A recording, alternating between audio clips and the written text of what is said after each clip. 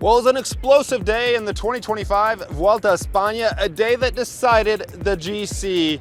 A GC knockdown blowout with two-time Tour de France winner Jonas Vingegaard riding the stage victory, his third in this year's Vuelta a España, and cementing his place overall as leader of this Tour of Spain as we head into tomorrow to Madrid, what we hope will be the Madrid stage. Fingers crossed, no major protest, and Jonas will be crowned King of Spain, at least for one day.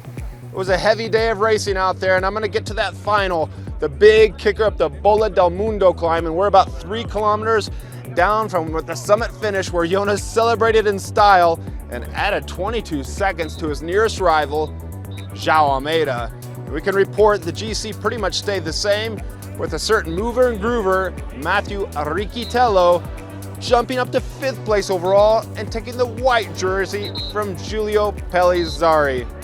We're here in the Madrid region, but we started the day in Castilla y León, had a nice run this morning. I won't bore you with the details. You can check it out on Strava, but let me just tell you, the legs were feeling a bit tired as we made our way around the walled ancient city of Avila, a beautiful place to get out and explore, only about an hour's drive or so from Madrid.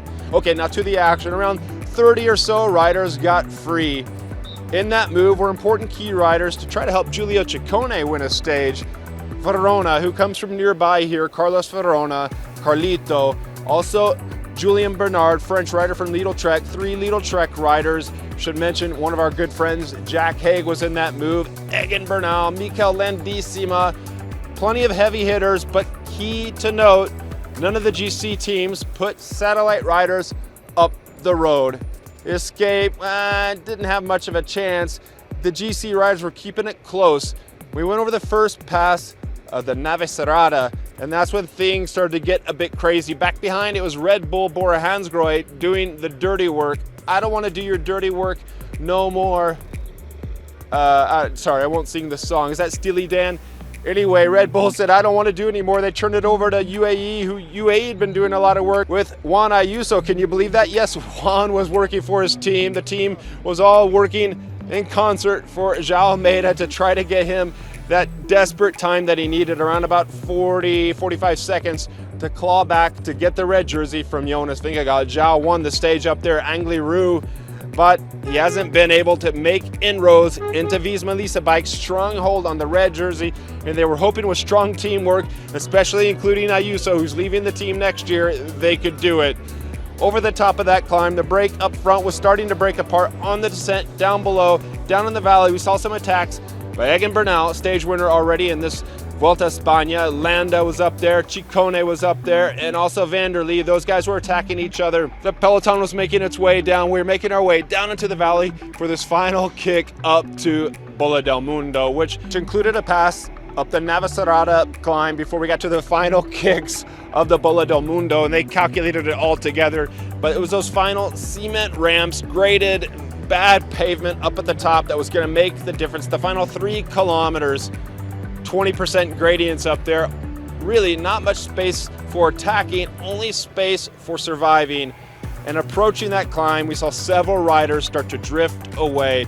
And when we got to the 3 kilometers to go, the true base of the final pitches up to the sky, up to the end of stage 20, well, that's when the escape with Landa, Ciccone, the final 2 riders who were up front, got pulled back. So no Landissima today.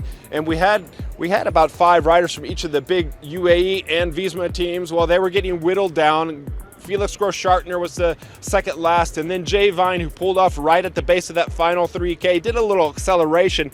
But you know João Almeida, he's a big diesel motor. He doesn't like those strong punches. And in fact, he stayed back for a bit, and then he went to the front. With Jonas, his wingmen were Sepp Kuss and Ben Tullet, with Matteo Jorgensen being the last before those guys to be dropped. And then it was up to Jonas. It was up to João at a certain point. Key to note, though, white jersey Giulio Pellizzari was getting distance, setting 5th place overall at the start of the day. 4th place overall at the start of the day, his own teammate, Australian from Perth, Jai Hindley. those places were well locked in. Jai was going to try to overcome Tom Pidcock, who was sitting in third, and we were going to see how that would play out on the steep pitches. But Pellizzari was losing time and losing it fast, which was good news if your name is Matthew Riccitello. So he was riding with a bit of motivation to try to not only move up into 5th place overall, but to get that white jersey of best young rider. And he succeeded. Although he did get dropped at one point, but he was playing in the big leagues, and it was down to those 4 or 5 riders up front, and we saw João Almeida setting the pace. Tom Pidcock was in there, Jai Hindley, of course Jonas Vingegaard, and Sepp Kuss, former winner of the Vuelta a España, and he was riding so well, Sepp. In fact, spoiler alert, he got second on the stage. 2.3 kilometers out, Jai makes his move to try to distance Tom Pidcock, to try to get inroads into the 3rd place, because wouldn't it be great 1 year after Primož Roglič won the race for Red Bull that Jai would get on the podium when we finish in Madrid tomorrow, Sunday, in Spain's capital.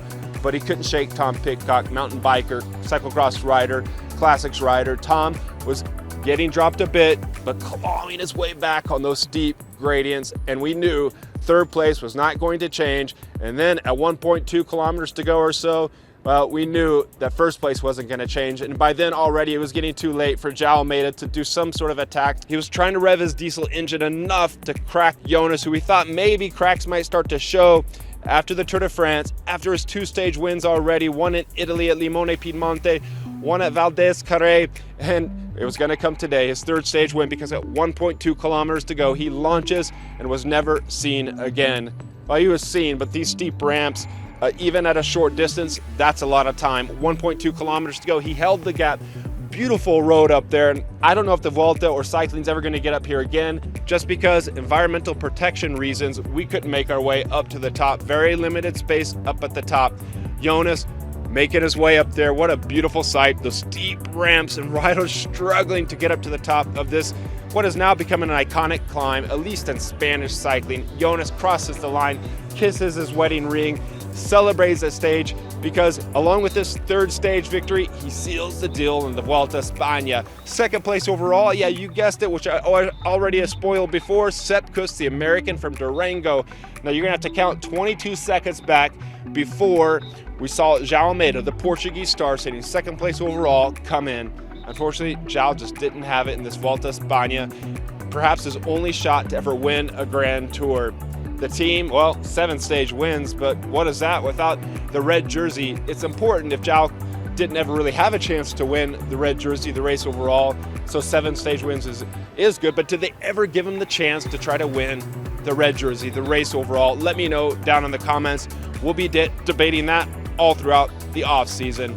But as it was, Jonas Ving won the stage, and then we saw the clock tick back as we were watching Riccitello come over the finish line and wondering, where is Giulio Pellizzari, our Italian? We love his English accent when he's speaking in English, but Pellizzari was out of the picture. 5th place goes to Riccitello, moved up 1 spot, and along with that, the white jersey. So congratulations, Matthew, who's destined to move to a new team next year, over to AG2R Decathlon. I think if my sources are right, if it's already been announced anyway.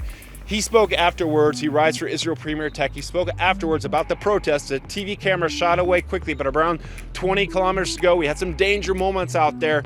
The protesters with Palestine flags supporting what's going on there in the Middle East against Israel.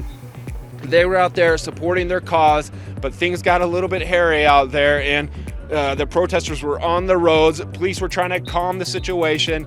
They couldn't do it. They were blocking the riders. I think the riders who'd been dropped from the escape, they were held up, and then the police cleared them. Riders got around them, and then the main group was coming through with Jonas Vingegaard. They get around the side, and then the second half of that group gets blocked up as well. So it did affect the race today, but fortunately, I don't think, from our early reporting here up at the top at altitude, I don't think it affected the final race results. We're gonna have to look into that later, and fingers crossed everything's safe as we go into tomorrow. But on top here, 3rd stage win, and what a way, what a place to take it. Jonas said, I caught up with them there in the mix zone. Jonas said, I really wanted to take it up here. It meant a lot to me. I wanted to win on Angliru. I missed out there to João, but today this was one I wanted to get. Bola del Mundo, Jonas Vingegaard, 2-time Tour de France champion, on top and effectively sealing his victory in the 2025 Vuelta a España.